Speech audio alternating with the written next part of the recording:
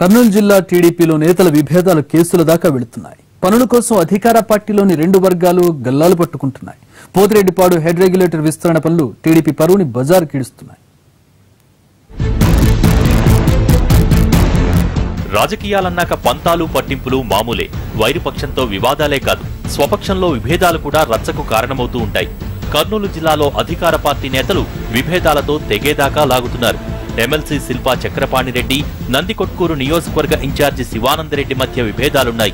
స్థానిక సంస్థల ఎమ్మెల్సీ ఎన్నికల్లో శివానందరెడ్డి తనకు మద్దతు ఇవ్వలేదనే అసంతృప్తి శిల్పా చక్రపాణిరెడ్డికి ఉంది. టీడీపీ అభ్యర్థిగా శిల్పా చక్రపాణిరెడ్డి, వైసీపీ అభ్యర్థిగా గౌరు వెంకటరెడ్డి పోటీ చేశారు. గౌరు వెంకటరెడ్డికి శివానందరెడ్డి స్వయానా బావ. దీంతో ఎన్నికల్లో శివానందరెడ్డి తనకు కాకుండా గౌరు వెంకటరెడ్డికి మద్దతిచ్చారని, నియోజకవర్గంలోని ఎంపీటీసీలు, జెడ్పీటీసీలు, కౌన్సిల్ సభ్యులతో ప్రత్యర్థికే ఓట్లు వేయించారనే అభిప్రాయంతో శిల్పా చక్రపాణిరెడ్డి ఉన్నారు. జిల్లా అధ్యక్షుని హోదాలో శివానందరెడ్డికి షోకాజ్ కూడా జారీ చేశారు. ఇద్దరూ బహిరంగంగా పత్రికల్లో పరస్పరం విమర్శించుకున్నారు.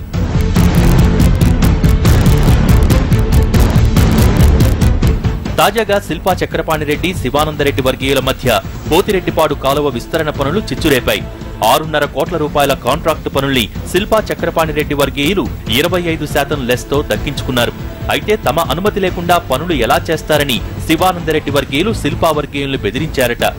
తరిగోపుల, తాటిపాడు గ్రామాలకు చెందిన వారికి 2 కోట్ల చొప్పున పనులివ్వాలని శివానందరెడ్డి వర్గీయులు